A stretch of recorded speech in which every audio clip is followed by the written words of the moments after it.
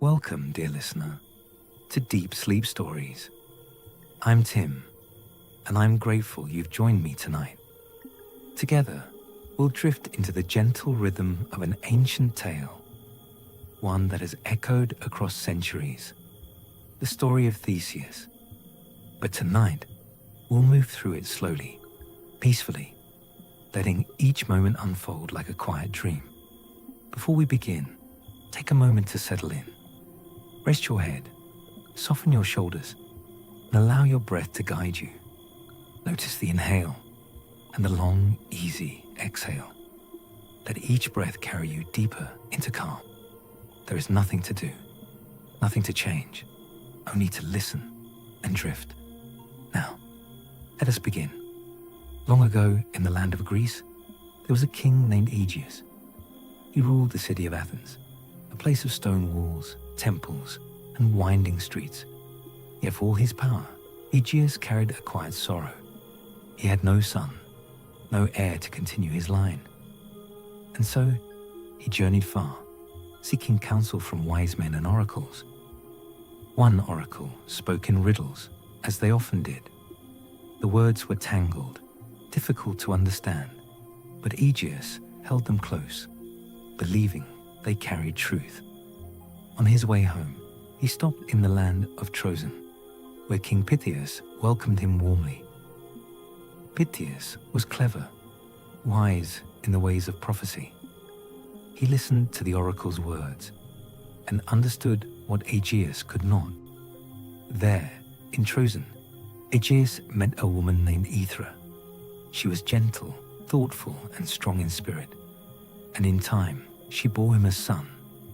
But Aegeus, cautious and uncertain, did not take the child back to Athens. Instead, he left behind a secret.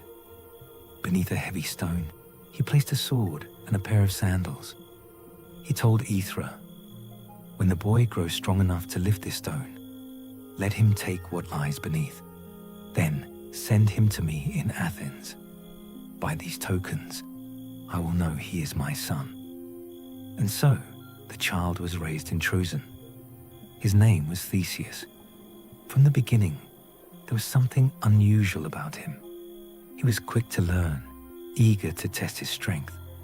He listened to stories of heroes, Heracles, Perseus, Jason, and dreamed of adventures of his own. Yet he was not reckless. There was patience in him and a quiet determination. He grew tall, strong, and steady. The villagers watched him with wonder. They saw how he carried himself, how he seemed destined for something greater. And in time, the day came. Theseus stood before the stone his mother had shown him. It was massive, unmoving, a weight that no ordinary boy could lift. But Theseus was no ordinary boy. He placed his hands upon it, and slowly, steadily, he raised it from the earth. Beneath lay the sword and sandals, gleaming faintly in the light. Aethra watched, her heart full. She knew what this meant. Her son was ready. Theseus took the sword in his hand. It felt natural, as though it had always belonged to him. He placed the sandals upon his feet, and with quiet resolve, he prepared for the journey to Athens, to meet the father he had never known. And so begins the long path of Theseus, a path filled with trials, choices, and destiny. But tonight, we rest here, at the threshold of his journey. Let your breath soften, and let the story carry you gently into dreams. Theseus stood at the edge of Trozen, the sword at his side, the sandals firm beneath his feet.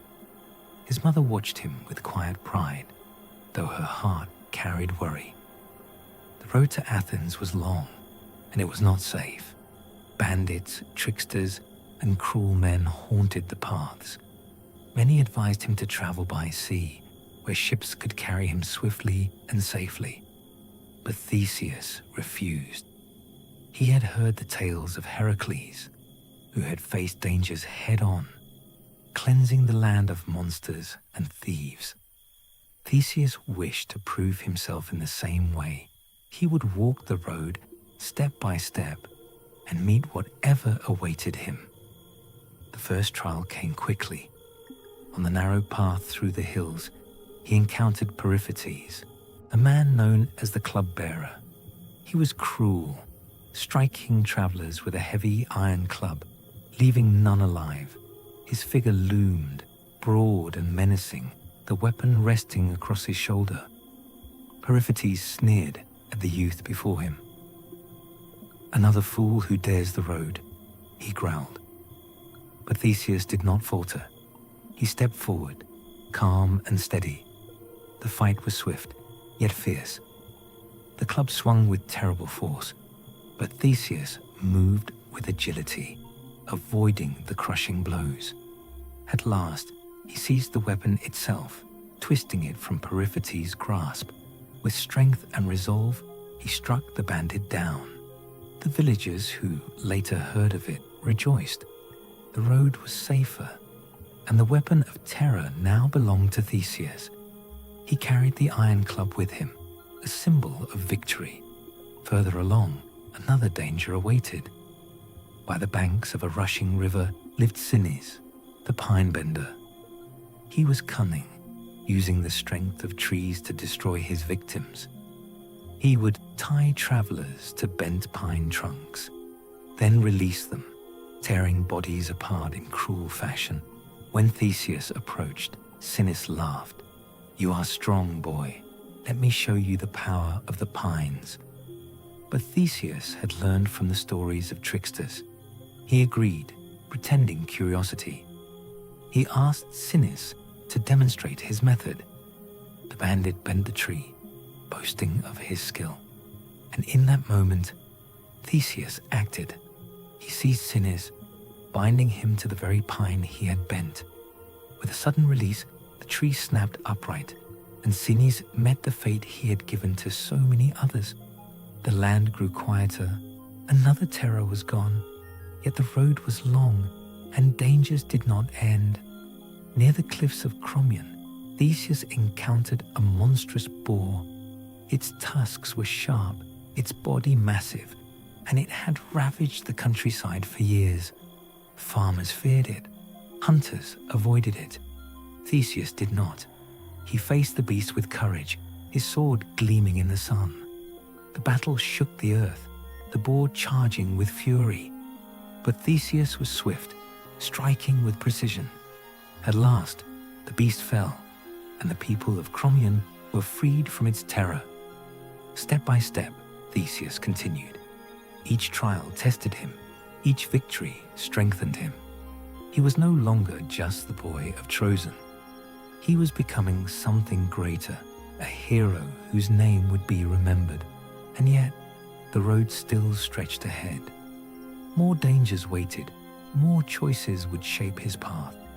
For Athens lay in the distance, and destiny awaited him there. The road wound onward, carrying Theseus closer to Athens. Yet the land was not free of cruelty. Along the rocky coast, where cliffs dropped steeply into the sea, lived a man named Siren. He was feared by all who traveled that way. Siren pretended to offer kindness. He would greet travelers warmly, asking them to wash their feet in the clear waters below. But when they bent down, he would strike suddenly, kicking them into the sea. There, great turtles waited, tearing apart the helpless victims. When Theseus approached, Siren smiled with false charm. "Rest, young traveler. The road is long. Come, wash your feet in the water." But Theseus had learned to see through deception. He watched Siren carefully, noting the glint in his eyes, the tension in his stance. He understood the trap. Instead of bending, Theseus moved swiftly. He seized Siren, turning the trick against him. With strength and resolve, he cast the bandit toward the cliffs. Siren fell, and the sea claimed him. The turtles that had feasted on innocence now fed upon their master. The path was safer. Another cruelty had ended, yet danger still lay ahead. In the land of Eleusis lived Procrustes, a man whose name meant the stretcher. His cruelty was strange, yet terrible. He kept a bed in his home, and when travelers came, he offered them rest, but none left alive. If a guest was shorter than the bed, Procrustes would stretch them, pulling their limbs until they matched its length. If they were taller, he would cut them down, severing what did not fit. The bed was his measure, and all were forced to conform. When Theseus arrived, Procrustes welcomed him with false hospitality. "Come, stranger, you must be weary. Rest upon my bed, and you will find comfort." Theseus looked upon the bed, and he understood. He saw the cruelty hidden beneath the offer. Calmly, he accepted. He lay upon the bed, waiting. Procrustes moved to bind him, preparing for his grim work. But Theseus rose suddenly, seizing him with unyielding strength. "You have measured others by this bed," he said. "Now you shall be measured by it yourself." And so Procrustes met his own fate. Theseus stretched him upon the bed, forcing him to endure the torment he had inflicted upon countless travelers. The land was freed from his cruelty. Step by step, Theseus cleansed the road. Each bandit, each monster, each trickster fell before him. The people whispered his name, stories spreading from village to village. They spoke of the youth who carried both sword and club, who faced dangers without fear, who brought justice to the land. Yet Theseus did not linger. He did not seek praise. His path was clear, and it led to Athens. The city awaited him. His father awaited him, and destiny, vast and uncertain, awaited him. The dust of the long road clung to Theseus as he approached the city of Athens. The trials behind him had hardened his spirit, yet his steps remained calm, steady.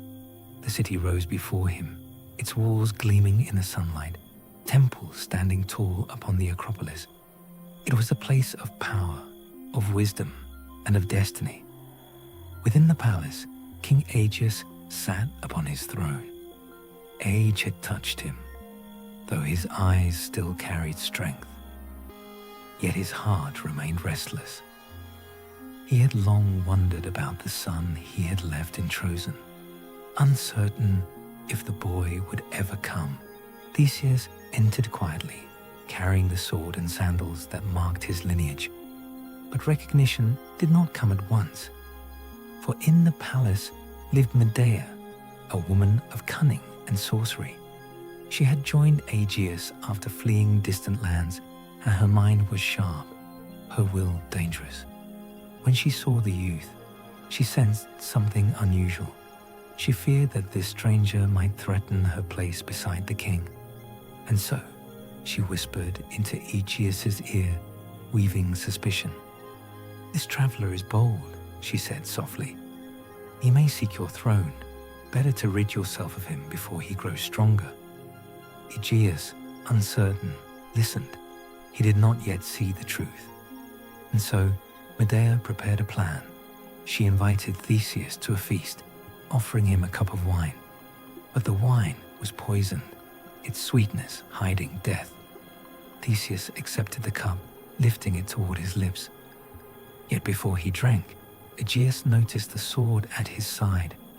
His eyes widened. He recognized the weapon, the very sword he had hidden beneath the stone so many years ago. The truth struck him like lightning. This was his son, his heir, his blood. Aegeus rose, his voice breaking with emotion. He seized the cup from Theseus's hand, casting it aside. "This is my child," he declared. "This is the son I have long awaited." The hall filled with murmurs, surprise rippling through those gathered. Medea's face darkened, her plans undone. She fled from Athens, vanishing into the shadows, leaving father and son united at last. The city rejoiced. Word spread quickly of the youth who had cleansed the roads, who had faced bandits and monsters, who now stood revealed as the son of Aegeus. The people welcomed him, their voices rising in celebration. Yet not all hearts were glad, for Aegeus had other kin, nephews who had long believed they would inherit the throne. They looked upon Theseus with envy, their pride wounded. They whispered among themselves, plotting quietly. But Theseus did not seek conflict. He walked through the city with calm dignity, meeting its people, learning its ways. He stood beside his father, not as a rival, but as a son. And in time, Athens began to change. The presence of Theseus brought new strength, new hope.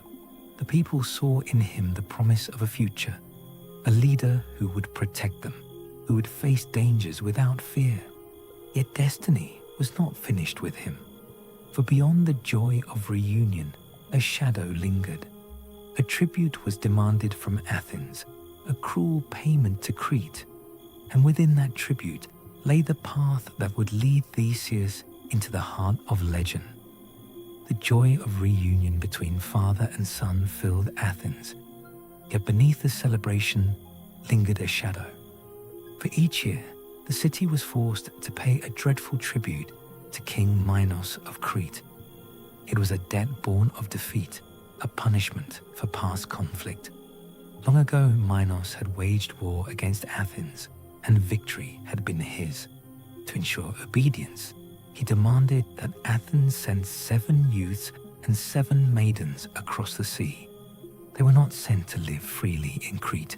Their fate was far darker. Within the palace of Minos stood the labyrinth, a maze so vast and twisted that none who entered ever found their way out. At its center dwelled the Minotaur, a creature half man, half bull, born of strange and terrible origins. Its hunger was endless, its strength unmatched. The youths sent from Athens were cast into the labyrinth, where the Minotaur awaited them. None returned. The people of Athens carried this sorrow heavily. Each year, families wept as their children were chosen. Each year, the ships departed, carrying hope that was never fulfilled. Theseus listened as the story was told. His heart grew heavy, yet his resolve grew stronger. He could not accept such cruelty. He could not allow Athens to remain bound by fear. When the time came for the next tribute, the city trembled. Names were drawn, and the chosen youths prepared for their fate. But Theseus stepped forward. His voice was calm, yet firm. "I will go," he said. "I will face the labyrinth. I will face the Minotaur." Aegeus, his father, was struck with grief.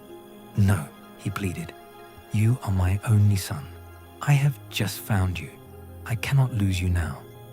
But Theseus placed a hand upon his father's shoulder.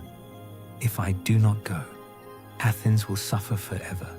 If I succeed, the tribute will end. This is my path." The people murmured, astonished by his courage. Some feared for him, others prayed for his strength. Yet none could deny the hope that stirred within their hearts. The day of departure arrived. The ship stood ready, its black sails fluttering in the wind. Tradition demanded that the sails remain dark, a sign of mourning for those who would not return. But Theseus spoke to his father. "If I succeed, if I slay the Minotaur and return alive, I will change the sails. I will raise a white cloth upon the mast, so that you may see from afar that hope has triumphed." Aegeus clung to these words, though sorrow weighed upon him. He watched as his son boarded the ship, standing tall among the chosen youths. The vessel pushed from the shore, its oars cutting through the waves, carrying them toward Crete. The sea stretched wide, the horizon endless. Theseus gazed ahead, his mind steady. He knew the dangers that awaited him, the twisting labyrinth, the monstrous Minotaur. Yet he did not falter. His journey was not only for himself, but for Athens, for freedom, for the end of sorrow. And so the ship sailed onward, carrying Theseus toward the heart of legend. The ship from Athens reached the shores of Crete, its black sails heavy against the wind. The chosen youths stepped onto foreign soil, their hearts filled with dread. Theseus walked among them, calm and resolute, his gaze steady upon the palace that rose before them. King Minos awaited within, a ruler of great power and pride. His halls were vast, adorned with carvings of bulls and labyrinthine patterns. The air carried both majesty and menace. Minos looked upon the Athenians with cold satisfaction. "You have come," he said, "as you must. The tribute continues, as it always will." But Theseus did not bow his head. He met the king's gaze, his voice firm. "This cruelty must end. I will face the labyrinth. I will face the Minotaur." Minos laughed, his voice echoing through the hall. "Many have spoken such words. None have returned. You are bold, youth, but boldness will not save you." Yet in the shadows of the court, another pair of eyes watched. Ariadne, daughter of Minos, stood quietly, her heart stirred by the stranger's courage. She had seen many victims brought to Crete, but none had spoken with such calm strength. Something within her shifted. That night, as the Athenians were held within the palace, Ariadne came to Theseus in secret. Her steps were light, her voice hushed. "You cannot defeat the labyrinth by strength alone," she whispered. "Its paths twist endlessly. Even if you slay the Minotaur, you will be lost within its walls." Theseus listened, his expression steady. "Then tell me," he said softly, "what must I do?" Ariadne held out a small coil of thread. "Take this. Tie it at the entrance. As you move through the maze, unwind it. When the battle is done, follow the thread back to freedom." Her eyes lingered upon him, filled with both fear and hope. "Promise me," she said, "that if you succeed, you will take me with you. I cannot remain here, bound to my father's cruelty." Theseus placed his hand upon hers. "I promise," he said. The dawn came. The chosen youths were led to the labyrinth, its entrance looming like the mouth of a vast beast. The walls stretched high, carved with endless turns and passages. The air was heavy, filled with silence. Theseus stepped forward, the coil of thread hidden within his hand. He tied it at the entrance, the first strand stretching outward. His companions watched, their eyes wide with fear, yet his calm gave them strength. He moved into the maze, each step carrying him deeper into shadow. The thread unwound behind him, a lifeline in the darkness. The walls twisted, the passages turned, yet he did not falter. His breath was steady, his resolve unbroken. Somewhere within, the Minotaur waited. Its roar echoed faintly, a sound of hunger and rage. Theseus pressed onward, the thread trailing, the promise of return guiding him. And so, the hero entered the labyrinth, carrying both courage and cunning. The battle was yet to come, but the path had begun. The silence of the labyrinth pressed heavily upon Theseus as he moved deeper into its winding paths. The thread unwound steadily behind him, a fragile lifeline in the endless maze. Each turn revealed more stone, more shadow, more uncertainty. Yet his steps did not falter. He knew that somewhere within, the creature awaited. The roar came suddenly, echoing through the walls. It was deep, guttural, filled with hunger and rage. The chosen youths trembled, their voices hushed. But Theseus raised his hand, steadying them. "Stay here," he whispered. "I will face it alone." He pressed forward, the sound growing louder. The air thickened, heavy with the scent of the beast. And then, in the dim light, he saw it.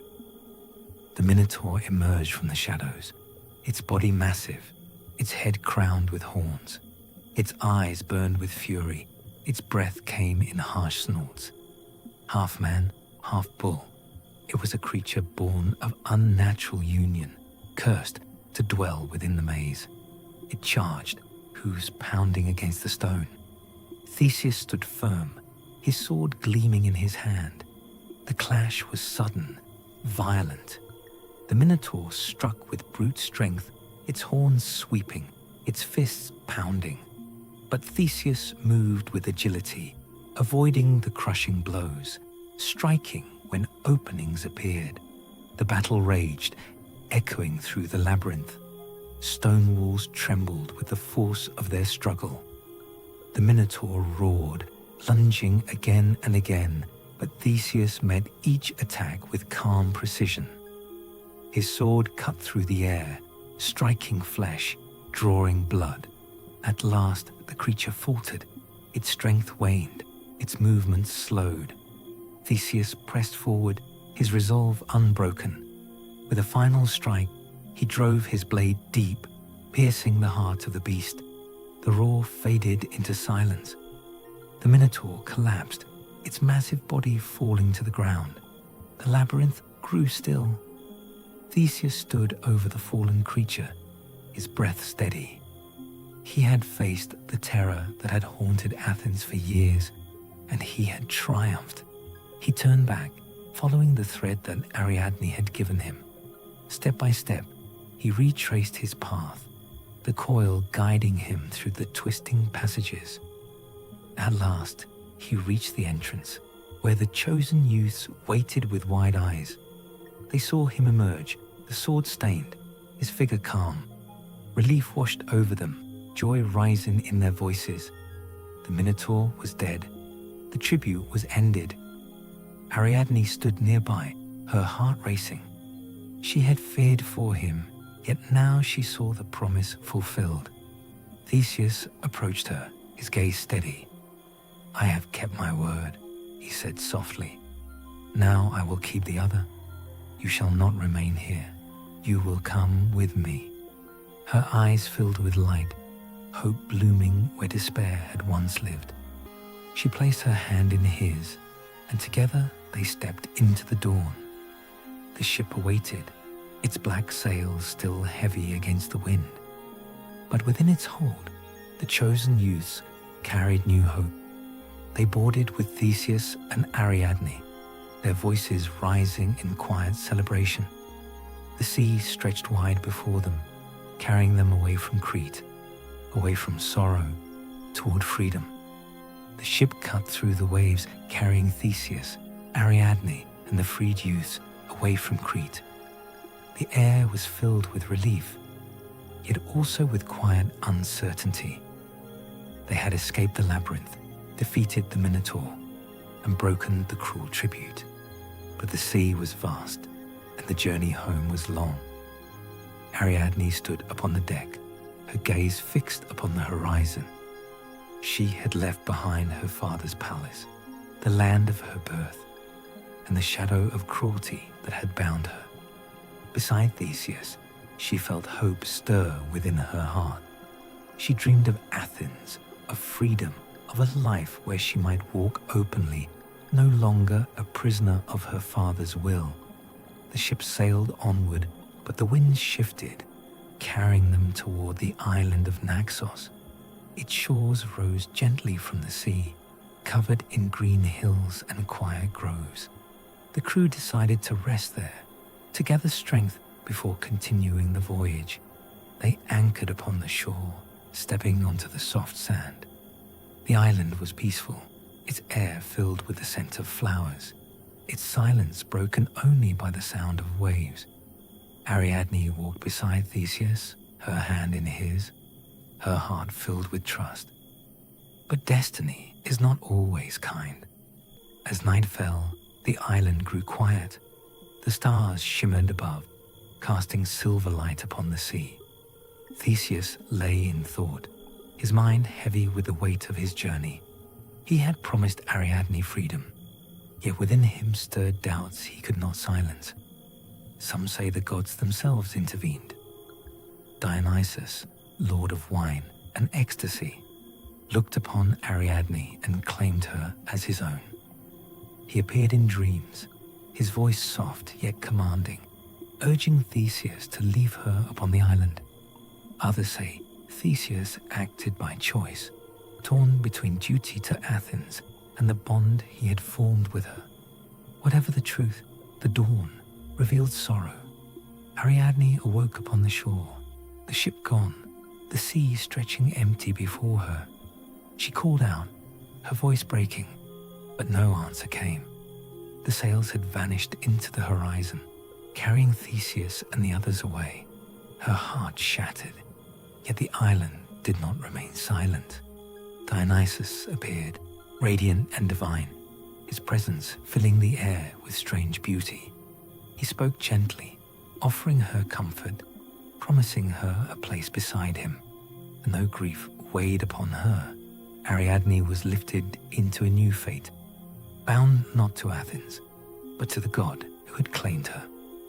Meanwhile, Theseus sailed onward, his thoughts heavy. The youths rejoiced, their voices rising in relief, yet within him lingered silence. He had fulfilled his promise to Athens, but the memory of Ariadne remained, a shadow upon his heart. The sea carried them closer to home, each wave bringing them nearer to the shores of Attica. Yet destiny still held its hand upon the journey, for sorrow awaited in Athens. Where Aegeus watched the horizon with longing eyes, the ship pressed onward, leaving Naxos behind, carrying Theseus and the freed youths toward Athens. The sea stretched wide, its waves rising and falling with steady rhythm. The air was filled with relief, yet beneath it lingered a quiet sorrow. Ariadne was gone, left upon the island, her absence heavy upon the hearts of those who had seen her kindness. Theseus carried the weight silently, his gaze fixed upon the horizon. The youths spoke among themselves, their voices filled with joy. They had escaped the labyrinth, survived the Minotaur, and now returned home. Their laughter rose against the wind, a sound of hope after years of grief. Yet Theseus remained quiet, his thoughts heavy with memory. Far away, upon the cliffs of Athens, King Aegeus stood watch. Each day he climbed to the high place, gazing out across the sea, searching for the sails of the returning ship. His heart carried both hope and fear. He remembered the promise his son had made, that if he triumphed, he would raise white sails upon the mast, a signal of victory and life. The days passed, the horizon remained empty. Aegeus waited, his eyes weary, his spirit trembling. At last, the ship appeared. Its form rose against the waves, its sails dark against the sky. Aegeus's heart faltered. He saw the black cloth fluttering, heavy and mournful. He believed the worst, that his son had fallen, that the youths had perished, that Athens remained bound to sorrow. Grief struck him like a storm. He turned from the cliff, his steps unsteady. The weight of despair pressed upon him, and in his anguish, he cast himself into the sea below. The waters closed over him, carrying him into silence. The ship drew nearer, its oars cutting through the waves. Upon its deck, Theseus stood, unaware of the tragedy unfolding upon the cliffs. In the joy of victory, he had forgotten to change the sails. The black cloth remained, a symbol of mourning, though triumph had been won.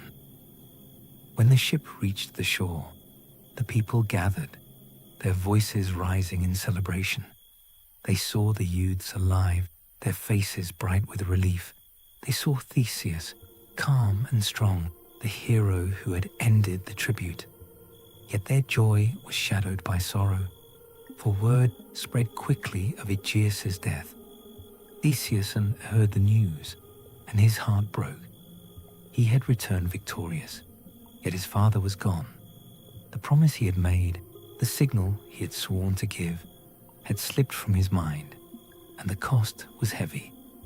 The people of Athens looked to him now. He was no longer only the son of Aegeus.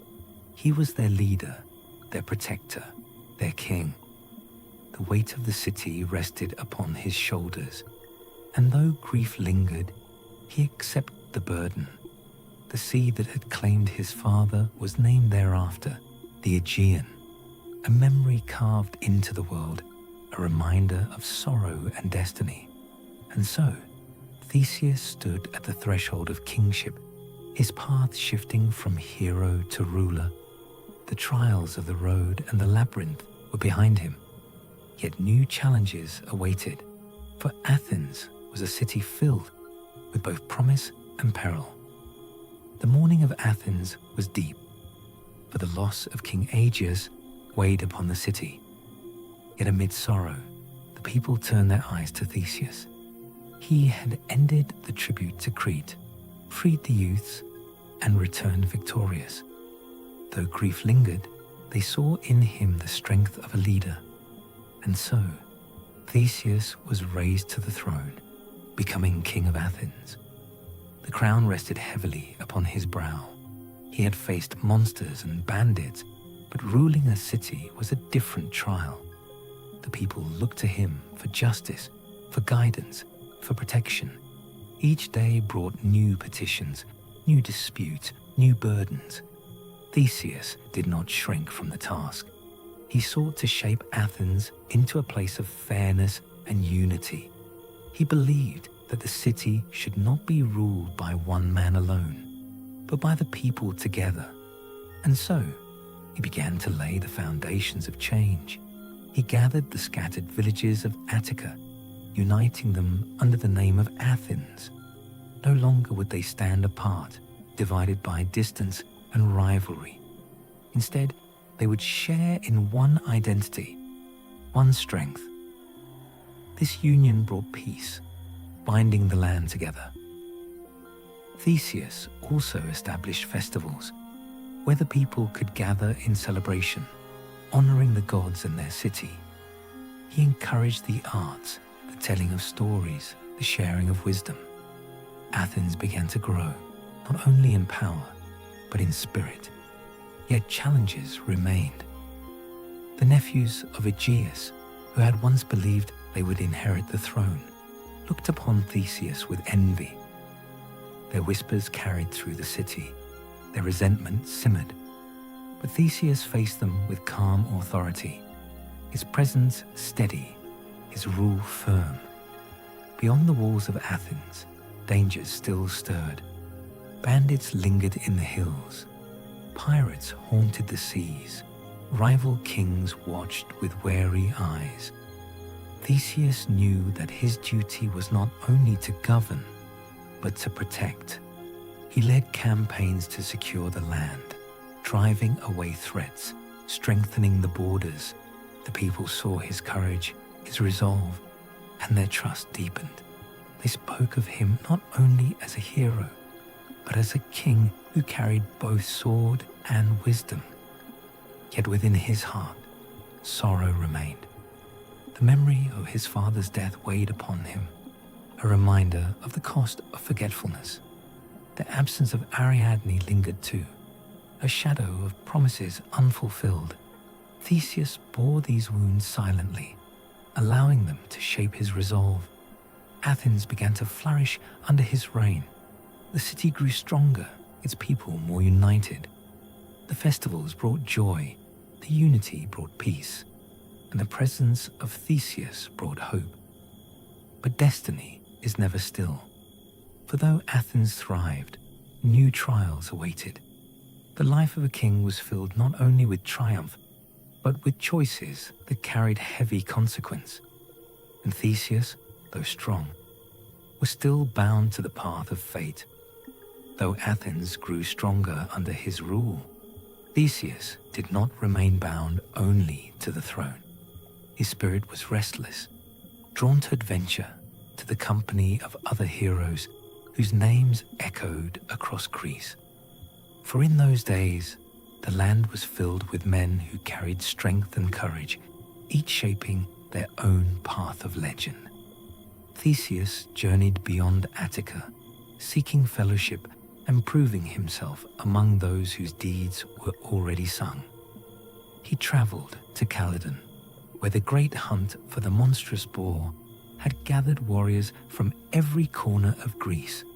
The beast had ravaged the land, tearing crops, destroying herds, and striking fear into the hearts of farmers. Among the hunters stood Atalanta, swift-footed and fierce, the only woman among them, yet unmatched in skill. There was Meleager, prince of Calydon, whose spear was sharp and whose spirit burned with pride. And there, too, came Theseus, his presence calm, his resolve steady. The hunt was perilous. The boar charged through the forest, its tusk gleaming, its fury unrelenting. Warriors fell before it, their cries echoing through the trees. Yet Theseus fought with courage, striking alongside Atalanta and Meleager. Together, they drove the beast into the open, where it was at last slain. The victory was shared, yet it brought discord. Some resented Atalanta's role, unwilling to honor a woman among heroes. But Theseus spoke with fairness, his voice calm. Courage knows no bounds of birth or form, he said. It is the spirit that triumphs. His words carried weight, easing the quarrel, bringing respect where envy had stirred.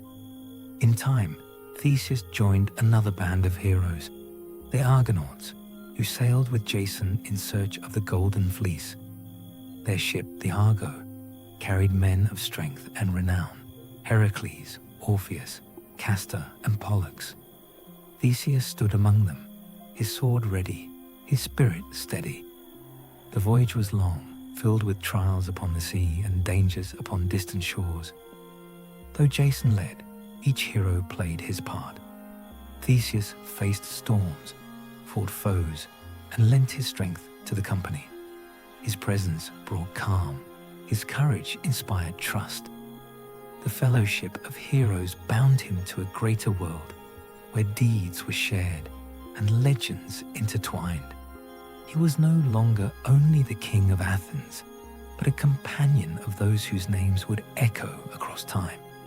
Yet even as he journeyed, Athens remained in his heart. He knew that his city depended upon him, that his people looked to him for guidance. And so, after each adventure, he returned, carrying new wisdom, new strength, new stories to share.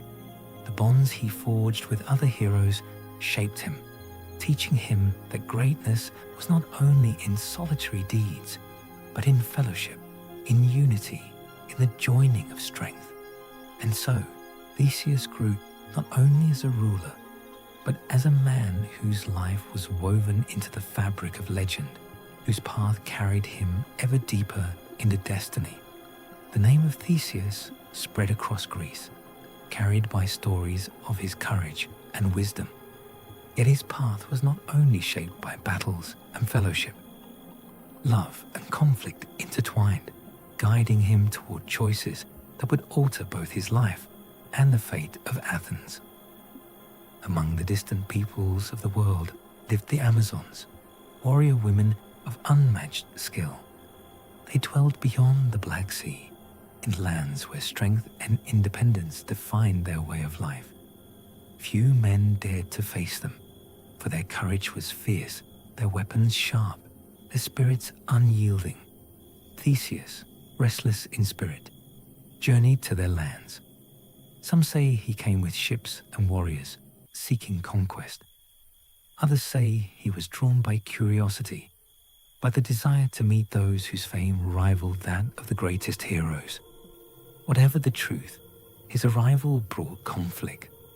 The Amazons resisted fiercely, their arrows flying, their spears striking. Yet Theseus, with strength and cunning, overcame them.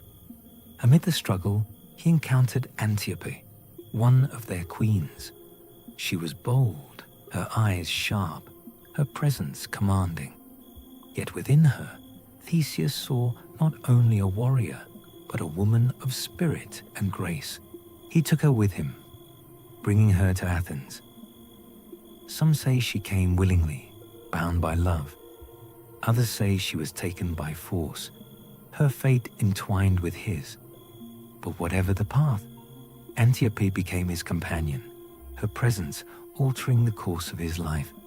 The union of Theseus and Antiope stirred both joy and unrest. The people of Athens marveled at her strength, yet some feared her foreign ways. The Amazons, enraged by the loss of their queen, gathered in fury. They marched upon Athens, their army fierce, their resolve unbroken. The battle was terrible. The Amazons stormed the city, their cries echoing through the streets, their weapons flashing in the sun. Athens trembled beneath their assault. Yet Theseus stood firm, leading his people with courage. Antiope herself fought beside him, her loyalty clear, her skill unmatched. Together, they drove back the invaders. The Amazons, though fierce, couldn't overcome the unity of Athens, nor the strength of Theseus and Antiope. At last, the battle ended, the city saved, though sorrow lingered in the memory of bloodshed. Peace returned, and Antiope remained in Athens. She bore Theseus a son, Hippolytus, whose life would one day carry its own tale of tragedy and fate. For now, the child grew in the shadow of his father's legend, watched over by a mother whose spirit was both warrior and queen. Theseus, though burdened by kingship, found in Antiope a companion of strength. Their bond carried both love and challenge, shaping the path of Athens, binding the city to the wider world. Yet destiny is never still. For even as peace settled upon the land, new trials awaited, choices that would test Theseus' heart, and conflicts that would rise from within his own household. Peace lingered in Athens after the battle with the Amazons, yet the threads of destiny continued to weave new paths. Antiope remained by Theseus' side, her presence strong, her bond with him deepened by the trials they had endured together. Their son, Hippolytus, grew beneath her watchful care, his spirit already marked by discipline and devotion. But the gods often stirred the hearts of mortals, guiding them toward choices that carried both passion and sorrow. In Crete, the family of King Minos still held ties to Theseus' fate. Ariadne had been lost to him, claimed by Dionysus upon Naxos, yet her sister Phaedra remained. Phaedra was younger, her beauty radiant, her spirit gentler than Ariadne's fierce resolve. When Theseus journeyed once more to Crete, bonds were formed. Phaedra was given to him as a wife. She left her homeland, crossing the sea to Athens, where she became queen beside him. The union brought new joy, yet it also carried tension. Antiope, the Amazon queen, still lived within the palace, her bond with Theseus unbroken. The presence of Phaedra stirred unease, for two women now shared the king's household, each bound to him by love and fate. In time, sorrow struck. Antiope, who had fought beside Theseus with loyalty and courage, met her end. Some say she fell in battle, defending Athens once more against her own people. Others say jealousy and conflict within the palace led to her death. Whatever the truth, her absence left a wound upon Theseus' heart and upon Hippolytus, who grew without his mother's guiding hand. Phaedra became queen fully, her place beside Theseus secure. She bore him children, adding new branches to his line, weaving her presence into the fabric of Athens. Yet within her heart, shadows stirred, for destiny had not finished its work, and her bond to Hippolytus would one day bring tragedy. For now, Athens thrived. Festivals grew, unity deepened, and Theseus' rule carried strength. He walked among his people, his presence steady, his voice calm. Phaedra stood beside him, her beauty admired, her gentleness praised. The city looked upon them with hope, believing that peace might endure. But beneath the surface, the gods watched, weaving threads unseen. The choices of love, the bonds of family, the weight of passion, all would shape the path ahead. Theseus, though strong, could not escape the currents of fate. And so, the story moved forward, carrying him toward trials not of sword or battle, but of the heart, where sorrow and destiny would entwine. The reign of Theseus brought strength to Athens, yet his life was not bound only to the duties of kingship. Friendship too shaped his path, and among all companions, none was closer to him than Pirithous. Pirithous was king of the Lapids, a people who dwelled in Thessaly. His courage was renowned, his spirit bold, his presence commanding. Yet his first meeting with Theseus was not born of peace, but of challenge. Hearing of Theseus's fame, Pirithous wished to test him. He drove his chariot into Attica, seizing cattle from the land, daring the hero to respond. Theseus did not hesitate. He pursued swiftly, his strength and resolve carrying him forward. The two met face to face, their weapons ready, their eyes locked in defiance. But as they stood, prepared for battle, something shifted. Each saw in the other not only a rival, but a reflection of courage, of spirit, of greatness. Instead of striking, they lowered their arms. Respect grew, and from respect, friendship was born. From that day, Theseus and Pirithous were bound together. Their bond was deep, their loyalty unbroken. They swore to stand beside one another, to share in trials, to face dangers together. Their friendship was tested at once. Pirithous prepared for his wedding to Hippodamia, a union that brought joy to his people. Yet the day of celebration turned to chaos, for among the guests were the centaurs, creatures half man, half horse, whose wild nature often overcame reason. As wine flowed and laughter rose, the centaurs grew unruly. Desire and fury stirred within them, and they sought to seize the bride and the women of the feast. The hall erupted in violence, cries echoing, weapons flashing. Pirithous fought fiercely, defending his bride, his people. Theseus stood beside him, his sword cutting through the chaos, his strength steady amid the storm. Together, they drove back the centaurs, their unity unbroken, their courage unmatched. The battle was fierce, yet victory was theirs. The bond between them deepened. They had faced danger side by side, and their friendship became legend. Yet their spirits were restless. Both sought adventure, daring quests that tested the limits of courage. They spoke of journeys, of deeds that would echo across Greece, and in time, their ambitions turned toward the most perilous of desires, to claim wives worthy of their strength, women whose names carried divine or royal blood. Theseus and Pirithous swore to aid one another in these pursuits.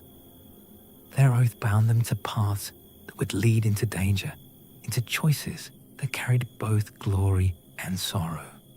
And so, the story moved forward, carrying them toward quests that would test not only their courage, but the very limits of mortal fate. The oath between Theseus and Pirithous bound them to daring pursuits, and soon their ambitions turned toward women whose names carried divine lineage.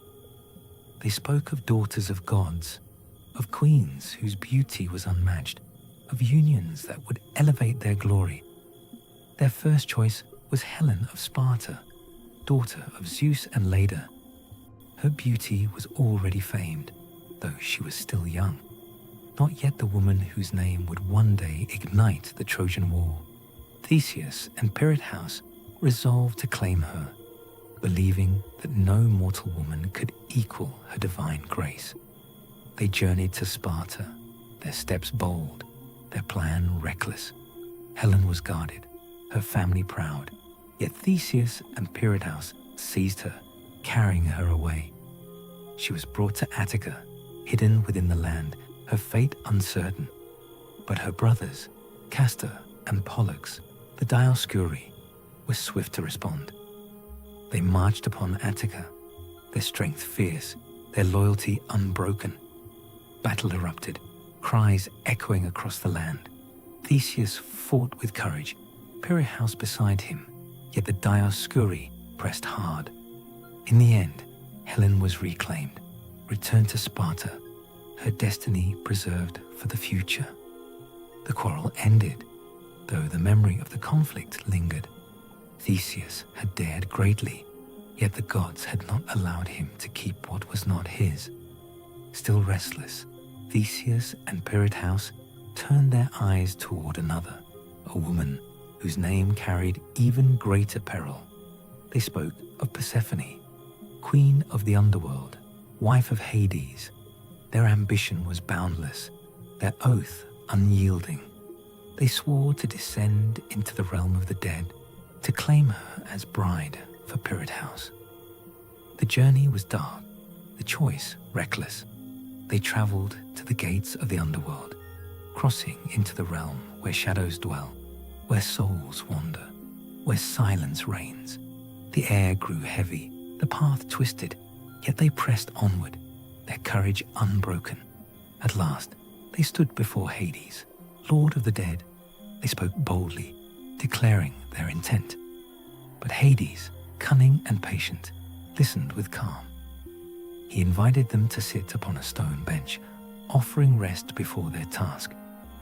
Theseus and Perihouse accepted, unaware of the trap.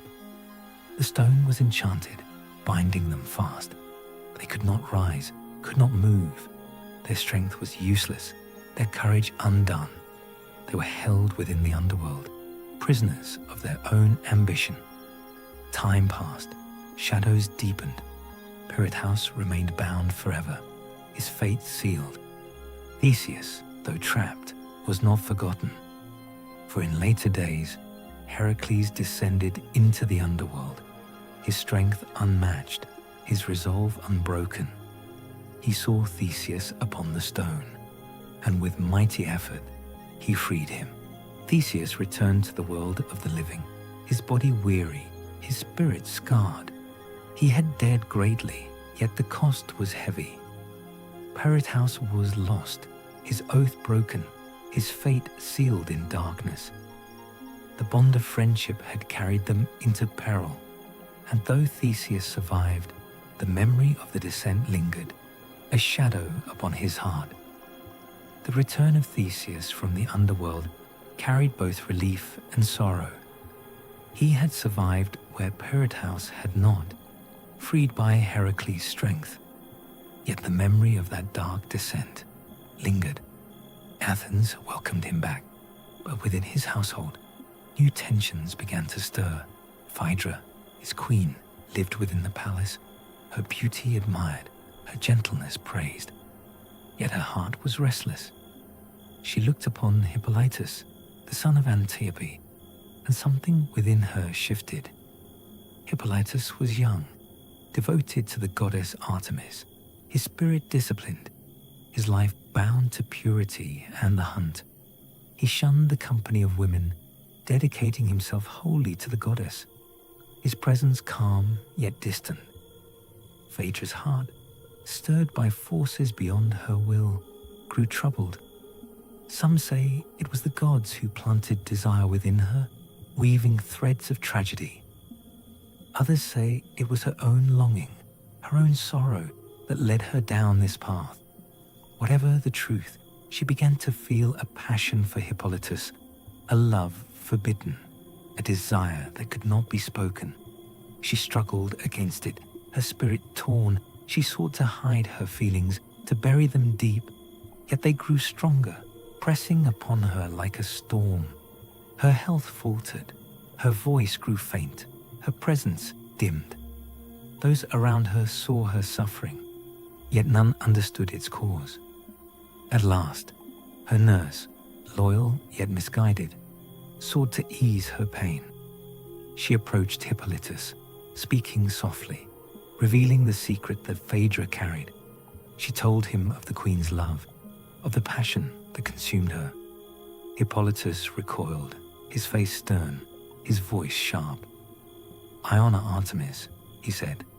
"I will not betray my devotion, nor dishonor my father's house. This is shame, not love." His rejection was firm, his spirit unyielding. The words struck Phaedra like a blade. Her secret was revealed, her dignity shattered. Fear and despair consumed her. She believed that Theseus would learn of her desire, that her honor would be destroyed, that her children would be cast into shame. In her anguish, she chose death. She took her own life, leaving behind a letter, a message filled with accusation. In it, she claimed that Hippolytus had sought to dishonor her, that he had pursued her with forbidden desire. Theseus, returning to the palace, found his queen lifeless, her words written, her accusation clear. Grief and fury filled him. He believed the letter, believed that his son had betrayed him. His voice rose in anger, his heart hardened. He called upon Poseidon, god of the sea, who had promised him 3 wishes long ago. "Strike Hippolytus," he cried. "Punish him for his crime." The curse was spoken, the fate sealed. The words of Theseus carried weight, for Poseidon had once promised him 3 wishes. When the king called upon the god of the sea to punish Hippolytus, the prayer was heard. The tide of fate began to shift, and the shadow of tragedy fell upon Athens. Hippolytus, unaware of the curse, prepared his chariot. His horses were strong, their hooves striking the earth with power. He drove swiftly along the coast, the sea glittering beside him, the wind rushing through his hair. His devotion to Artemis filled his heart, his spirit calm despite the storm that brewed unseen. But Poseidon stirred the waters. From the depths rose a monstrous bull, born of the sea's fury. Its roar echoed across the shore, its presence terrifying. The horses, startled, reared in panic. The chariot swerved, its wheels crashing against the rocks. Hippolytus was thrown, his body struck, his strength undone. The youth lay broken, his breath fading. His devotion, his purity, his innocence, all were crushed beneath the weight of the curse. The sea grew calm again, but the silence carried sorrow. Word reached Theseus. He came swiftly, his heart heavy, his voice trembling. He saw his son upon the ground, his life slipping away. Grief struck him, yet anger still clouded his mind. He believed the accusation, believed that Phaedra's words were truth. But as Hippolytus lay dying, Artemis herself appeared. The goddess, radiant and serene, spoke with calm authority. "Theseus," she said, "you have been deceived. Phaedra's passion was her own, her letter a lie born of despair. Hippolytus is innocent. He honored me. He remained pure. He did not betray you." The words pierced Theseus's heart. He saw the truth, saw the weight of his mistake. His anger dissolved into sorrow, his pride into regret. He knelt beside his son, his voice breaking. "Forgive me," he whispered. "I was blind. I was deceived. I have brought this upon you." Hippolytus, though broken, looked upon his father with calm. His voice was faint, yet steady. "I forgive you," he said. "I have honored Artemis, and I will depart with peace." His breath faded, his spirit passed, and silence fell. Theseus remained, his grief heavy, his heart shattered. He had faced monsters, bandits, kings, and gods, yet this sorrow was greater than any battle. He had lost his son, not to sword or beast, but to the weight of misunderstanding, to the cruelty of fate. Athens mourned with him, the people grieving the loss of Hippolytus, the youth whose devotion had been pure, whose life had been cut short. Artemis withdrew, her presence fading, yet her words remained, a reminder of truth, of innocence, of the cost of pride. Theseus carried the wound within him, a scar that would never fade. His reign continued, his duties remained, yet his heart bore the weight of tragedy. The sorrow of Hippolytus's death lingered in the heart of Theseus, yet the duties of kingship pressed onward. Athens looked to him for strength, and though grief weighed upon him, he continued to rule with resolve. But beyond the city, rival kings watched, their ambitions stirring, their envy growing. In the Peloponnesus, the sons of Pallas, relatives of Aegeus, still carried resentment. They had once believed the throne of Athens would be theirs, yet Theseus had claimed it. Their whispers grew into plots, their envy into schemes. They gathered men, preparing to strike against him. Theseus did not shrink from the challenge. He met them with courage, his sword flashing, his presence commanding. The battle was fierce, yet his strength prevailed. The sons of Pallas fell, their ambitions undone, their threats silenced.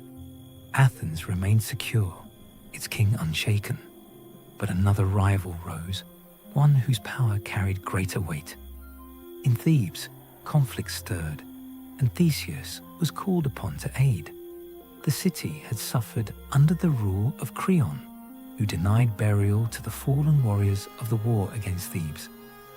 Their bodies lay unburied, their souls restless, their families grieving. Theseus, moved by justice, marched with his army to Thebes.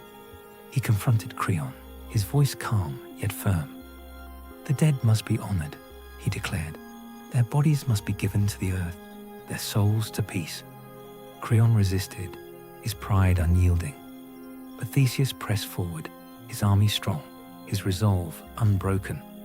At last, Creon relented, and the fallen were buried.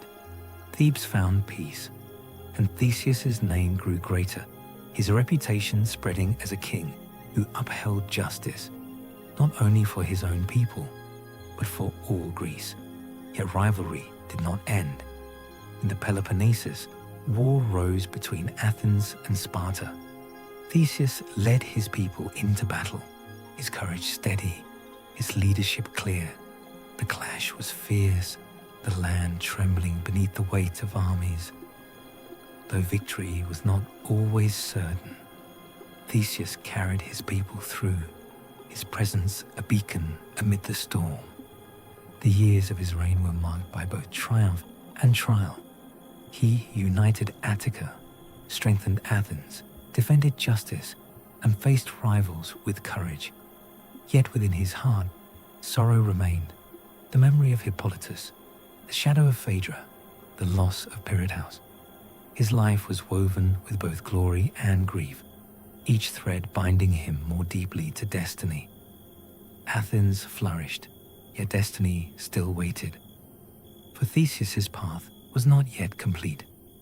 His reign would carry him into further trials, into choices that would shape not only his life, but the fate of his city. The later years of Theseus's reign carried both triumph and shadow. Athens had grown strong under his rule, its villages united, its festivals flourishing, its justice respected across Greece. Yet the tides of fortune are never still, and envy, betrayal, and shifting alliances began to erode the foundations of his power. The people of Athens, once devoted, grew restless.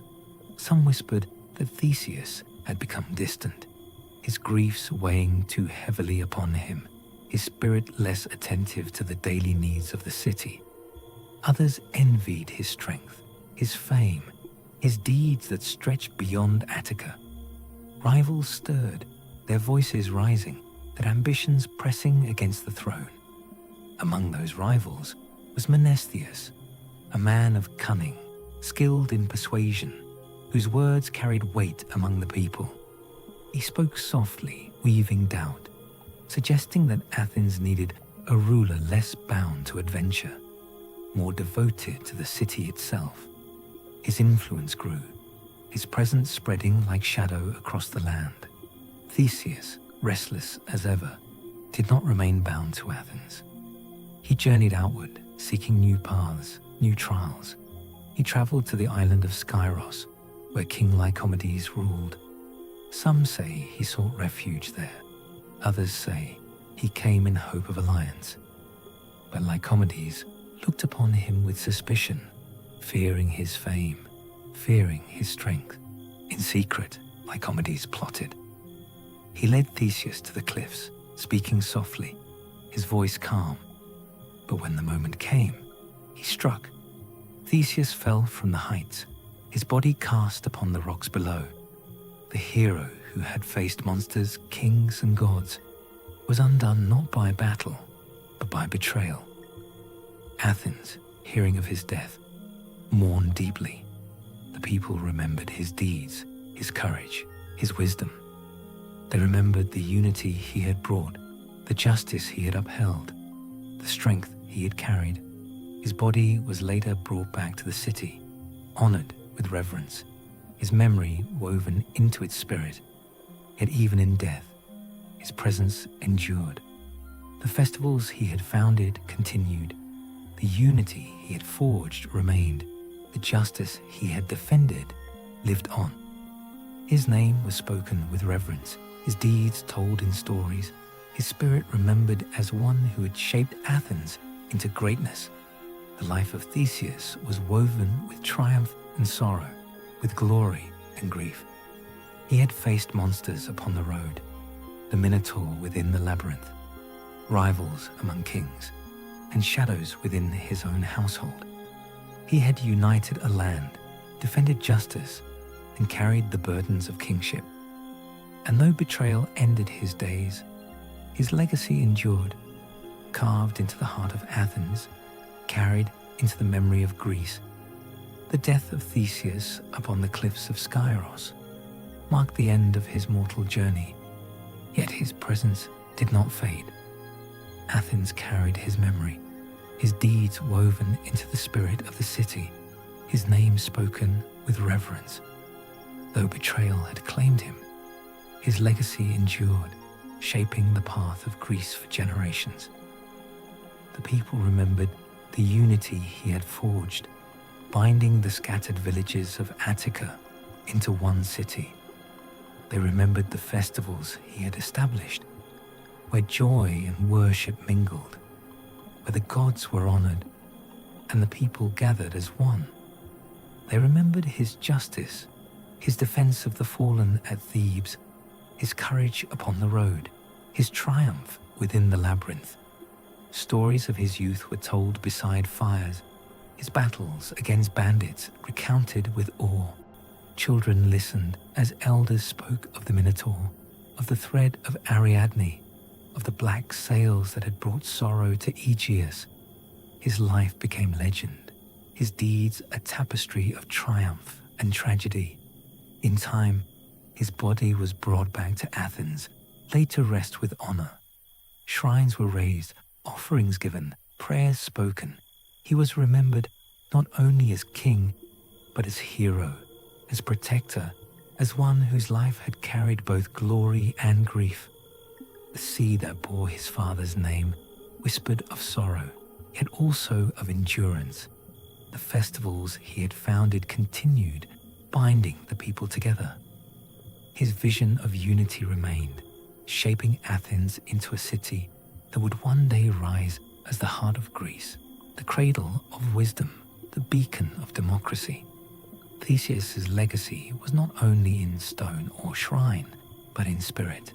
He had shown that courage was not only in battle, but in justice, in unity, in the shaping of a people. His life carried lessons, his story carried meaning, his memory carried strength. And so, though his mortal days had ended, his presence endured. Athens grew, Its people thrived, its name spread across the world.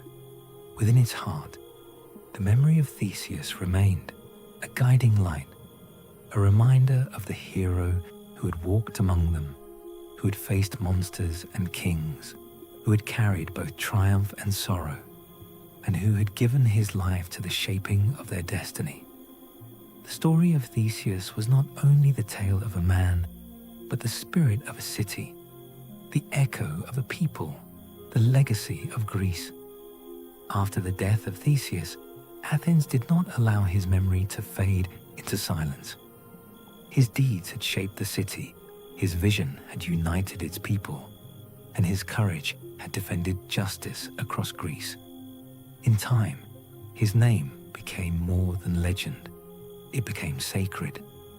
The Athenians raised shrines in his honor, places where offerings were given, prayers spoken, and stories retold. His tomb became a site of reverence, where citizens gathered to remember the hero who had walked among them. Festivals were held in his name, blending joy with solemnity, weaving his memory into the rhythm of the city's life. The cult of Theseus grew, binding his spirit to Athens itself. He was remembered not only as king, but as protector, as guardian, as one whose presence endured beyond death. His image was carved into stone, painted upon walls, sung in hymns. Children learned his story, elders spoke his name, warriors carried his memory into battle. In later years, when Athens faced threats from beyond, the people believed that Theseus still watched over them. His spirit was invoked in times of war, his courage remembered as a source of strength. When the Persians marched upon Greece, Athenians prayed to him, believing that his presence guided their hands, steadied their hearts, carried them through the storm. His cult was not only about worship, but about identity. To be Athenian was to be bound to Theseus, to share in his vision of unity, to carry his legacy forward. His story became the story of the city itself, a mirror of its struggles, its triumphs, its sorrows, its hopes. The memory of his deeds spread beyond Athens. Other cities spoke of him, other lands remembered his name. Yet it was in Athens that his spirit was strongest, woven into the very stones, the very air, the very soul of the people. Theseus was not only a hero of myth, but a symbol of what Athens sought to be: courageous, just, united, enduring. His cult carried that vision forward, shaping the city's identity, guiding its destiny, reminding its people that greatness was not only in battle, but in the spirit of unity and justice. And so, though his mortal life had ended, his presence endured, his cult grew, his memory deepened, his legacy became eternal. Athens carried him within its heart, bound to him as protector, as guardian, as hero. The story of Theseus was no longer only the tale of a man, but the spirit of a city, the echo of a people, the legacy of Greece. As Athens grew into strength, the memory of Theseus became more than legend. His cult was woven into the city's identity, his spirit invoked in times of trial. When the Persian wars rose, threatening Greece with destruction, the Athenians turned their prayers to him, believing that the hero still walked beside them, unseen yet present. The armies of Persia marched vast and terrible, their ships filling the sea, their soldiers covering the land. Greece trembled, yet Athens stood firm. The people remembered Theseus, the unifier of Attica, the slayer of the Minotaur, the defender of justice. His name was spoken in temples, his spirit called upon in battle. At Marathon, where the Athenians faced the Persian host, warriors believed they saw him. Some claimed his figure appeared upon the field, guiding their hands, steadying their courage. His presence was felt in the clash of arms, in the cries of battle, in the victory that followed. The Persians were driven back, their strength broken, their pride humbled. Later, when the Persians returned with greater force, filling the sea with ships, Athens again invoked Theseus. At Salamis, where the Greek fleet faced the might of Persia, sailors prayed to him, believing that his spirit guided their oars, their sails, their courage. The battle raged upon the waves, ships crashing, warriors shouting, the sea trembling beneath the clash. Victory came, and the Persians were driven away. The Athenians believed that Theseus had stood among them, his presence unseen yet powerful, his spirit carrying them through the storm. His cult grew stronger, his memory deeper. He was no longer only a hero of the past, but a protector of the present, a guardian of the city, a spirit invoked in times of war. His name became a rallying cry, his deeds a source of strength, his legacy a shield against despair. Athens carried him within its heart, not only in festivals and shrines, but in battle, in struggle, in triumph. His spirit was bound to the city, his presence eternal, his memory unbroken. And so, Theseus lived on, not in flesh, but in spirit, not in mortal deeds, but in the courage of his people. His legacy shaped Athens, guided its destiny, carried it through war and peace, sorrow and triumph. The story of Theseus was no longer only the tale of a man, but the spirit of a city, the echo of a people, the protector of Greece. In the years after the Persian Wars, when Athens began to rise as the heart of Greece, the people sought not only strength in arms, but unity in spirit. The memory of Theseus, their hero and king, became central to this identity. His cult was honored not only in shrines and prayers, but in great festivals that bound the city together.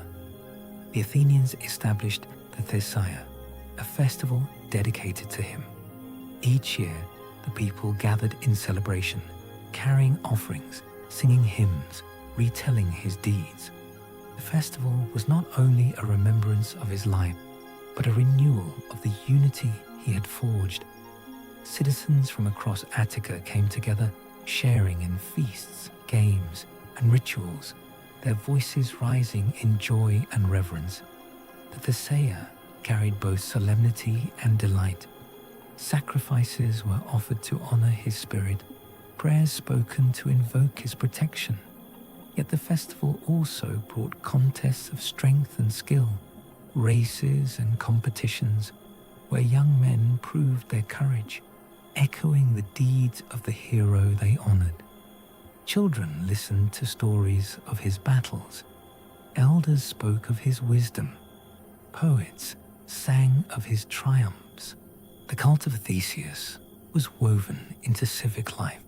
His memory was not distant, but present, shaping the rhythm of the city. His shrines stood as places of gathering, his festivals as moments of unity, his name as a symbol of identity. To be Athenian was to share in his legacy, to carry his spirit forward, to honor him as protector and guardian. Even in peacetime, his presence was invoked. When disputes arose, his memory reminded the people of justice. When divisions threatened, his legacy of unity guided them.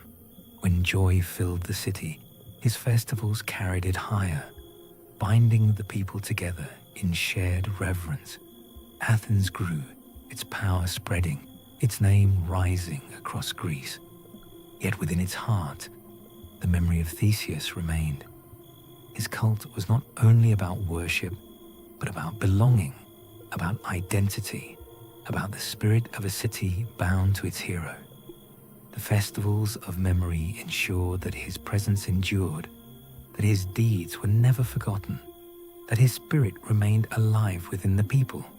His story was told not only in temples, but in the streets, in the homes, in the hearts of those who called Athens their own. And so, Theseus lived on, not in flesh, but in spirit, not in mortal deeds, but in the unity of a city, the joy of its festivals, the reverence of its people. As Athens grew in strength, its people began to shape a new vision of governance. The memory of Theseus, their unifier and protector, became a guiding light in this transformation. His legacy of justice and unity was invoked as the city moved toward democracy, a system where the voice of the people carried weight, where decisions were shared, where freedom was bound to responsibility. The Athenians remembered how Theseus had united Attica, bringing scattered villages into one city. They saw in that act the foundation of equality, the idea that all citizens belonged to one community, bound together by shared destiny. His festivals, his reforms, his vision of unity became symbols of civic pride, reminders that Athens was not only a place of stone and walls, but of spirit and belonging. As democracy took root, Theseus's name was spoken in assemblies, his deeds remembered as examples of leadership that balanced strength with fairness. He was honored as the founder of civic identity, the one who had shown that greatness was not only in battle, but in the shaping of a people. The cult of Theseus grew alongside democracy. His shrines became places where citizens gathered, his festivals moments where unity was renewed. His memory was woven into civic rituals, his presence invoked in speeches, his legacy carried into the rhythm of political life. Athens began to see itself not only as a city of warriors, but as a city of thinkers, of speakers, of citizens who shared in governance. Yet even in this new vision, Theseus remained central. He was remembered as the one who had laid the foundation, who had shown that unity was strength, who had carried the burdens of kingship with courage and wisdom. Civic pride deepened. The people looked upon their city with reverence, seeing in its stones the memory of their hero, in its festivals the echo of his deeds, in his democracy the spirit of his vision. To be Athenian was to be bound to Theseus, to carry his legacy forward, to honor him as protector and guardian. His story became more than myth. It became identity, shaping the way the people saw themselves, guiding the way they lived, inspiring the way they governed. His presence was felt not only in temples, but in assemblies, not only in shrines, but in the hearts of citizens who spoke and voted, who carried forward the vision of unity he had begun. And so Theseus lived on, not in flesh, but in spirit, not in mortal deeds, but in the democracy of Athens, the pride of its people, the identity of a city that carried his name into eternity. The memory of Theseus did not remain only in shrines and festivals. His legacy spread into the imagination of Greece, carried forward by poets, playwrights, and sculptors who sought to preserve his deeds in art and literature. His story became more than history. It became myth, woven into the fabric of culture, shaping the way generations remembered him. In the theatres of Athens, dramatists retold his life. The tragedies spoke of his sorrows, his household's conflicts, the fate of Hippolytus, the passion of Phaedra. The comedies echoed his adventures, his battles against bandits, his triumphs upon the road. Each play carried his presence. Each performance renewed his memory. Each chorus sang of his deeds. Poets, too, carried his name. They spoke of his youth, his courage, his journey to Crete, his battle with the Minotaur. They sang of Ariadne, of the thread that guided him, of the sails that brought sorrow to Aegeus. Their verses echoed across Greece, binding his story to the rhythm of language, carrying his memory into the hearts of listeners. Sculptors carved his image into stone, capturing his strength, his presence, his heroism. Temples bore his likeness. Walls carried his figure. Coins bore his name. His image became a symbol of Athens, a reminder of unity, of courage, of justice. Painters depicted his battles, his triumphs, his journeys. They showed him upon the road, facing bandits with calm resolve. They showed him within the labyrinth, his sword flashing against the Minotaur. They showed him beside Pirate House, their friendship unbroken, their courage shared. Each image carried his spirit. Each brushstroke renewed his presence. Through art and literature, Theseus lived on. His story was not only remembered, but reimagined, retold, reshaped. Each generation carried him forward. Each artist gave him new life. Each poet bound him to the rhythm of words. His presence became eternal, his legacy unbroken, his spirit woven into the imagination of Greece. Athens carried him not only in shrines and festivals, but in art and story, in sculpture and song, in theatre and verse. His memory was bound to the city, his presence eternal, his legacy enduring. And so, Theseus lived on, not in flesh, but in art, not in mortal deeds, but in the imagination of a people who carried his name into eternity. As Athens grew into a city of wisdom, its philosophers began to shape ideas that would echo across the world. In their search for meaning, justice, and truth, they often turned to the memory of Theseus, seeing in his deeds symbols of the struggles between fate and choice, unity and division, passion and reason. The thinkers of Athens spoke of him not only as a hero, but as a mirror of human life. His battles against bandits were seen as the triumph of order over chaos, the defense of justice against lawlessness. His journey into the labyrinth was remembered as the struggle of reason against darkness, the courage to face the unknown, the wisdom to find a path where none seemed clear. His household tragedies, too, became lessons. The story of Phaedra and Hippolytus was retold as a warning of passion unchecked, of desire that overwhelms reason, of the sorrow that comes when truth is clouded by deception. Philosophers spoke of it as a symbol of the fragility of human judgment, the need for wisdom, the danger of pride. Plato, in his dialogues, spoke of Theseus as a figure of civic identity, a hero who had shown that unity was strength, that the city was greater than the sum of its villages. He saw in Theseus the foundation of democracy, the vision of a people bound together by shared destiny. Other thinkers reflected upon his descent into the underworld with Pirate House, seeing in it the folly of ambition unchecked, the danger of seeking what belongs to the gods. They spoke of it as a lesson in humility, a reminder that mortal strength has limits, that wisdom lies in knowing when to turn back. His friendship with Pirate House was remembered as a symbol of loyalty, of bonds that endure even in peril. Yet it was also seen as a warning, for their oath carried them into danger, into choices that brought sorrow. Philosophers spoke of it as a lesson in balance, in the need to temper courage with wisdom, ambition with restraint. Through philosophy, Theseus lived on not only as hero, but as symbol, as lesson, as mirror of human life. His deeds were retold not only in story, but in thought, shaping the way people understood justice, unity, fate, and choice. Athens carried him not only in shrines and festivals, but in the minds of its thinkers, in the words of its teachers, in the ideas that shaped the world.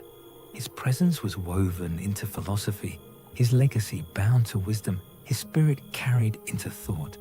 And so, Theseus lived on, not in flesh, but in philosophy, not in mortal deeds, but in the ideas that shaped humanity, the wisdom that guided Athens, the thought that carried Greece into eternity.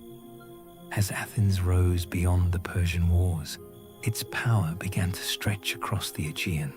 The city became the heart of the Delian League, guiding allies, commanding fleets, shaping the destiny of Greece. In these years of empire, leaders look back to the memory of Theseus, seeing in him a model of unity, courage, and vision. Pericles, whose voice carried wisdom and whose vision shaped Athens into greatness, often invoked the legacy of Theseus. He spoke of the hero as the founder of civic identity, the one who had shown that Attica could be bound together, that a scattered land could become a single city. In assemblies, his name was remembered as a symbol of unity, his deeds retold as lessons in leadership. The generals who commanded fleets looked upon his courage, remembering his battles against bandits, his triumph within the labyrinth, his defense of justice at Thebes. They saw in him the spirit of boldness, the willingness to face danger, the strength to carry burdens. His memory guided them as they sailed across the sea, as they faced enemies, as they carried Athens into empire. Artists and thinkers continued to shape his image, binding him to the vision of Athens as leader of Greece. His cult grew stronger, his festivals deeper, his presence more central. He was remembered not only as hero, but as symbol of empire, as guardian of a city that now carried its power across the world. Leaders invoked him in speeches, reminding the people that Athens was bound to his legacy, that its greatness was rooted in his vision, that its destiny was carried forward by his spirit. His name became a rallying cry, his deeds a source of pride, his memory a foundation for empire. Yet even in empire, his story carried lessons of caution. Philosophers reminded leaders of his descent into the underworld, his ambition that led to sorrow, his choices that carried both triumph and grief. They spoke of him as a reminder that power must be tempered by wisdom, that ambition must be balanced by justice, that greatness must be guided by humility.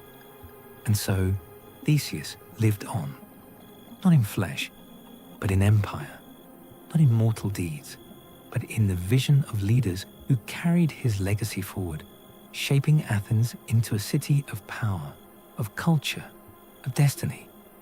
As centuries passed, Athens rose to heights of empire, yet the tides of fortune shifted. The city that had once carried fleets across the Aegean, that had spoken with the voice of Pericles, that had stood as beacon of wisdom and democracy, began to falter.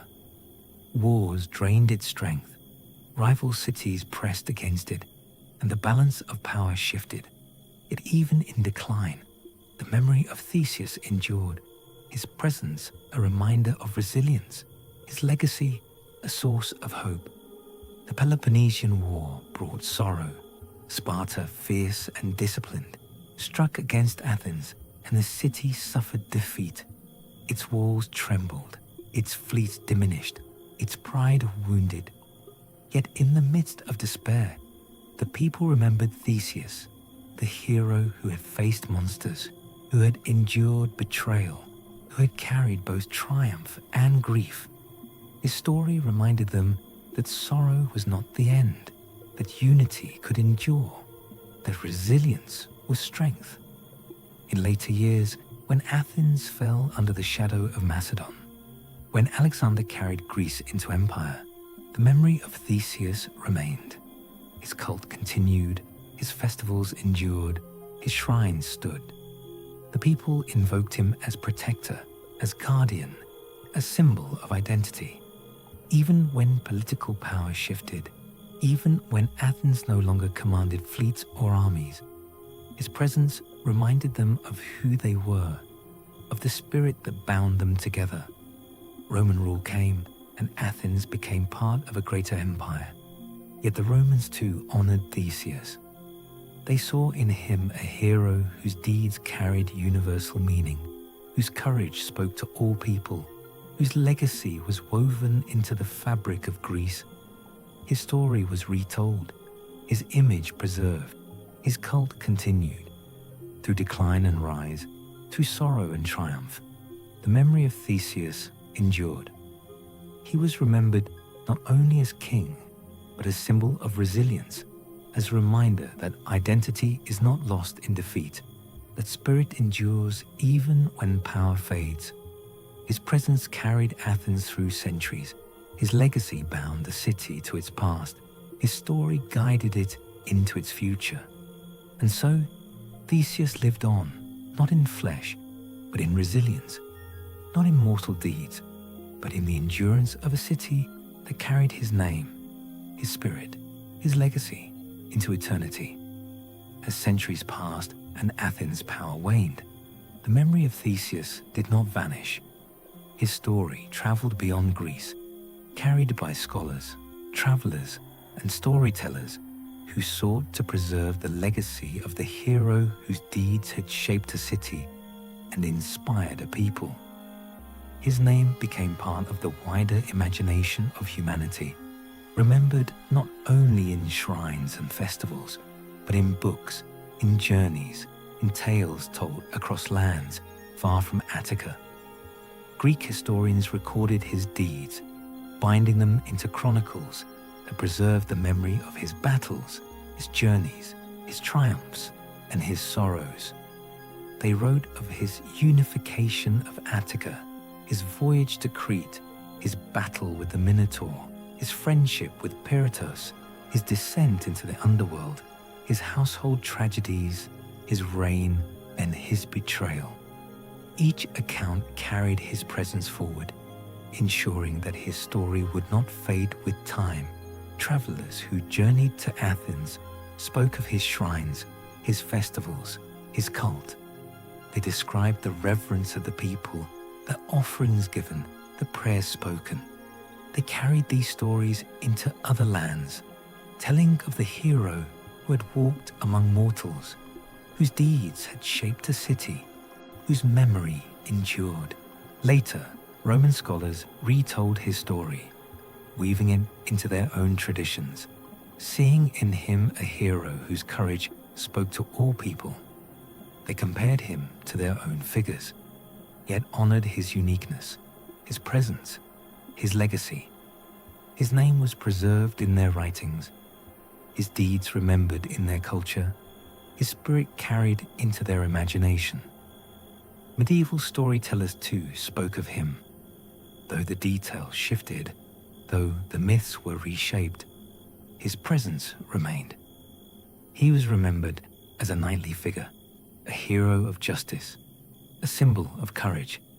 His story was retold beside tales of other heroes, woven into the tapestry of legend that carried humanity through centuries. In later ages, scholars of the Renaissance rediscovered his story, reading the ancient texts, studying the myths, retelling his deeds. They saw in him a symbol of human struggle, of courage against darkness, of unity against division. His presence was renewed, his memory deepened, his legacy carried into the modern world. And so, Theseus lived on, not in flesh, but in scholarship, not in mortal deeds, but in the imagination of humanity. His story was carried across centuries, across lands, across cultures, remembered as symbol of courage, of justice, of unity, of resilience. The story of Theseus, carried across centuries, did not end with the fall of Athens, nor with the passing of empires. His presence endured, woven into the memory of humanity, bound forever to the spirit of Greece. Scholars preserved his deeds, storytellers retold his adventures, artists reshaped his image, philosophers drew lessons from his choices. His name became eternal, his legacy unbroken, his spirit alive in every generation. In Athens, his shrines remained, his festivals continued, his cult endured. Citizens gathered to honor him, to remember the hero who had united their land, who had defended justice, who had carried both triumph and sorrow. His presence was felt in assemblies, in rituals, in the rhythm of civic life. He was not only a figure of the past, but a guardian of the present, a symbol of identity, a protector of unity. Beyond Greece, his story traveled. Rome carried his name. Medieval storytellers reshaped his legend. Renaissance scholars rediscovered his deeds. His presence spread across lands, across cultures, across centuries. He became part of the imagination of humanity, remembered as hero, as king, as symbol of courage and justice. In later ages, when travelers walked among the ruins of Athens, they spoke of him. They saw in the stones the memory of his deeds, in the festivals the echo of his presence, in the spirit of the people the endurance of his legacy. His story was retold beside those of Heracles, of Jason, of Odysseus. Yet his uniqueness remained, his presence distinct, his legacy eternal. The philosophers of modern times reflected upon him, seeing in his life the struggle between fate and choice, the balance between courage and wisdom, the sorrow of passion, the triumph of unity. His story became lesson. His deeds became symbol. His presence became mirror of human life. And so, Theseus lived on, not in flesh, but in memory, not in mortal deeds, but in the spirit of humanity. His legacy was bound to Athens, yet carried beyond, shaping the imagination of the world, reminding all people of the strength of unity, the courage of justice, the resilience of spirit. The cycle of his story closed, yet his presence remained eternal. He was remembered as hero, as king, as protector, as guardian. His name was spoken with reverence, his deeds retold with awe, his spirit carried into eternity. The story of Theseus was not only the tale of a man, but the spirit of a city, the echo of a people, the legacy of Greece, the memory of humanity.